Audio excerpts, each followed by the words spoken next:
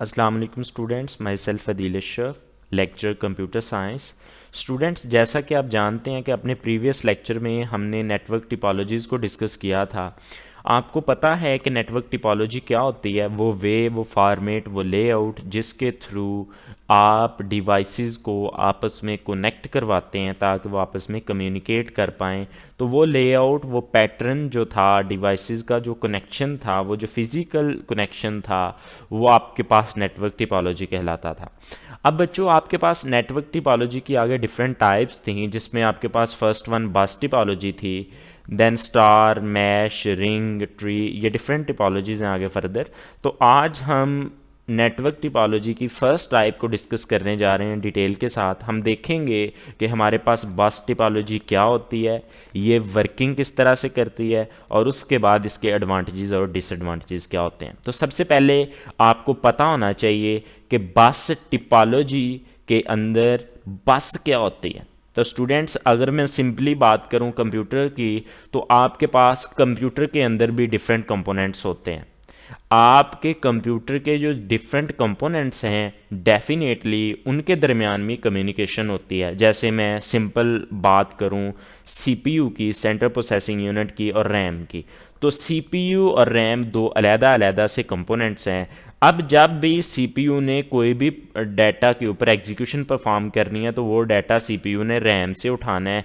अब रैम और सीपीयू के दरमियान वो पाथ, वो इलेक्ट्रिकल पाथ जिसके थ्रू डाटा सीपीयू से रैम और रैम से सीपीयू तक जाता है, वो इलेक्ट्रिकल पाथ क्या होते हैं? बस कहलाते हैं।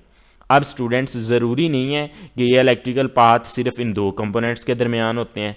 कंप्यूटर के अंदर जितनी भी वर्किंग होती है, जितनी भी कम्युनिकेशन होती है, वो सारी की सारी बसेस के थ्रू होती है। तो बसेस सिंपली आप कह सकते हैं कंप्यूटर के अंदर वो इलेक्ट्रिकल पाथ जिनके थ्रू डाटा कम्युनिकेट होता है कंप्यूटर सिस्टम के अंदर डिफरेंट कंपोनेंट्स के दरमियान, वो आपके पास बस कहलाती है। अब स्टूडेंट्स, अगर हम बात करें बस टिपोलॉजी की, तो इधर बस जो है वो भी कम्युनिकेशन के लिए यूज़ होगी, लेकिन ये एक नेटवर्क है जो फिज़िकल बाहर एक नेटवर्क आपने क्रिएट किया हुआ है। ये कंप्यूटर के अंदर का नेटवर्क नहीं है। ये डिफरेंट कंप्यूटर्स को आपस में जोड़ना है आपने।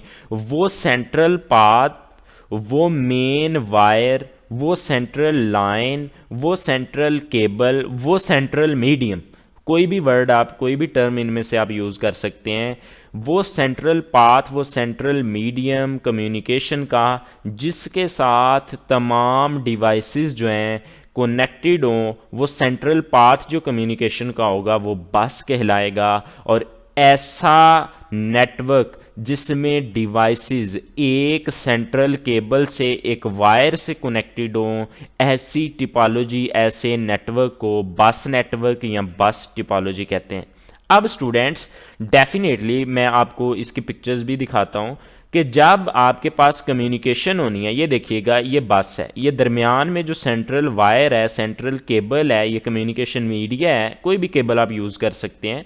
ये जो कम्युनिकेशन मीडिया है, ये आपके पास क्या है? ये बस है। और लास्ट पे क्या लगे हुए हैं? टर्मिनेटर्स लगे हुए हैं। टर्मिनेटर्स क्या होते हैं? ये स्पेशल डिवाइसेस होती हैं जो सिग्नल्स को अब्जॉर्ब करती हैं या सिग्नल्स को प्रिवेंट करती हैं, रोकती हैं कि बाहर के एटमॉस्फेयर से इस नेटवर्क को डिस्टर्ब करने के लिए कोई बाहर से सिग्नल ना आए। अब स्टूडेंट्स देखिएगा कि आपके पास ये multiple devices, multiple computer system, ये मेन लाइन के साथ क्या है? कनेक्टेड हैं। ये मेन लाइन आपके पास बस कहलाती है। अब बात आ गई कि कम्युनिकेशन किस तरह से होगी इन डिवाइसेस के दरमियान। तो स्टूडेंट्स, जब भी किसी डिवाइस ने किसी दूसरी डिवाइस के साथ, या एक कंप्यूटर ने किसी दूसरे कंप्यूटर के साथ कम्युनिकेट करना है, तो डेफिनेटली वो किसको यूज़ करेगा? इस मेन लाइन को यूज़ करेगा, इस बस को यूज़ करेगा। तो सबसे पहले वो कंप्यूटर चेक करेगा कि क्या ये मेन लाइन, ये बस फ्री है, कोई डाटा इसके अंदर ट्रैवल तो नहीं कर रहा। तो अगर ये मेन लाइन फ्री होगी, तो वो कंप्यूटर सिस्टम क्या करेगा? अपना मैसेज उस डेस्टिनेशन एड्रेस के साथ इस बस में क्या करेगा? छोड़ देगा, ट्रैवल करवा देगा। फॉर एग्जांपल, पैकेट जो डाटा का है वो ए है, वो इस कंप्यूटर ने इस कंप्यूटर को सेंड करना है, तो आपका वो डाटा इस कंप्यूटर एड्रेस के साथ इस बस में क्या करेगा, ट्रैवल करेगा। अब स्टूडेंट्स वन बाय वन जितनी भी डिवाइसेस इस बस के साथ कनेक्टेड हैं वो पैकेट रास्ते में आने वाले तमाम कंप्यूटर्स को रिसीव होगा। अब जब रिसीव होगा तो क्या होगा, वो पैकेट का एड्रेस और उस कंप्यूटर का एड्रेस आपस में क्या होंगे, कंपेयर होंगे। अगर एड्रेस पैकेट का और कंप्यूटर का एड्रेस आपस में मैच कर जाएंगे तो वो पैकेट जो है वो उसको रिसीव हो जाएगा उस कंप्यूटर को, नहीं तो वो आगे फॉरवर्ड हो जाएगा। इस तरह से बस टिपोलॉजी के अंदर जो कंप्यूटर्स हैं, जो डिवाइसेस हैं, वो क्या कर सकते हैं, कम्युनिकेशन कर सकते हैं या इस तरह से कम्युनिकेशन करेंगे। जी स्टूडेंट्स, अब आपके पास बात आ गई कि हमारे पास इसके एडवांटेजेस क्या होते हैं और डिसएडवांटेजेस क्या होते हैं।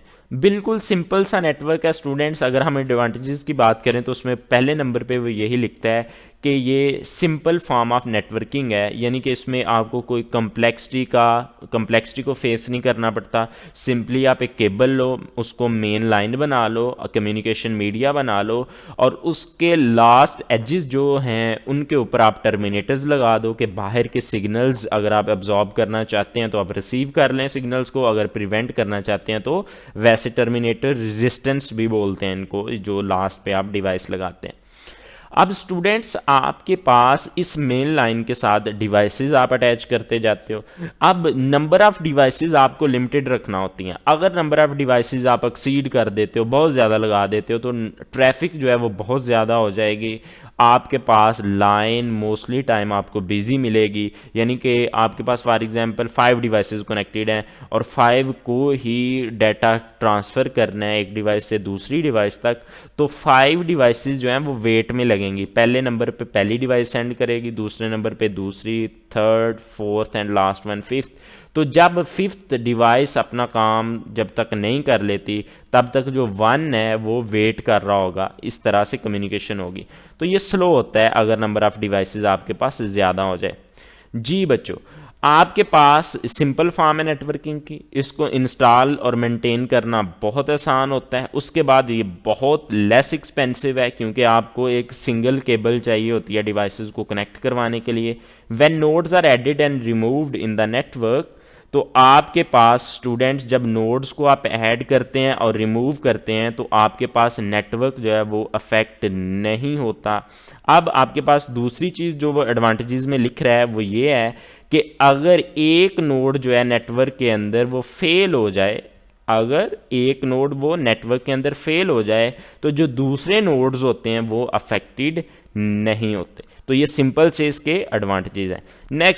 नेक्स्ट वन स्टूडेंट्स, इसके डिसएडवांटेजेस हैं कि आपके पास अगर माइट बी पॉसिबल, मैं कहता हूँ ये सेंट्रल मीडिया जो है, सेंट्रल मीडियम, ये कम्युनिकेशन मीडिया जो है सेंट्रल में जिसको हमने बस कहा था, अगर यही डिस्टर्ब हो जाता है, इसमें किसी तरह का फॉल्ट आ जाता है तो सारे का सारा जो नेटवर्क है, जो बस टिपोलॉजी है, वो सारी की सारी क्या हो जाएगी, डिस्ट्रॉय हो जाएगी। कोई काम उसमें, कोई फंक्शनैलिटी परफॉर्म नहीं होगी। जी स्टूडेंट्स, वही बात जो पहले आपको मैंने बताई थी वो इसके डिसएडवांटेज में लिख रहा है कि अगर आपके पास number of devices, number of nodes, number of terminals, number of clients जो हैं वो एक्सीड कर जाएं तो ये सपोर्ट उसको नहीं करेगा, आपका नेटवर्क स्लो हो जाएगा। तो ये सूटेबल किसके लिए है, स्मॉल नेटवर्क के लिए सूटेबल है।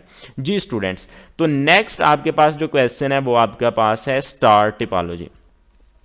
जी, बस टिपोलॉजी को अभी हमने देखा। बस टिपोलॉजी के बाद हम देखते हैं कि स्टार टिपोलॉजी क्या होती है। स्टूडेंट्स, स्टार टिपोलॉजी ऐसी टिपोलॉजी होती है जिसमें आपके पास जो नोड्स हैं वो डायरेक्टली कनेक्टेड होती हैं मेन सेंट्रल हब के साथ, स्विच के साथ। हब और स्विच, राउटर, गेटवे, ब्रिज, ये जो डिवाइसेस सारी की सारी हैं ये कम्युनिकेशन डिवाइसेस हैं जो नेटवर्क के अंदर कम्युनिकेशन प्रोवाइड कर रही होती हैं डिवाइसेस को। जैसे आपने अपने प्रीवियस लेक्चर में क्लाइंट एंड सर्वर मॉडल पढ़ा था, आप सिंपली उसी तरह की इसकी एग्जांपल ले सकते हैं कि star typology same like act करती है क्लाइंट एंड सर्वर मॉडल की तरह, के दरमियान में एक हब या स्विच होता है।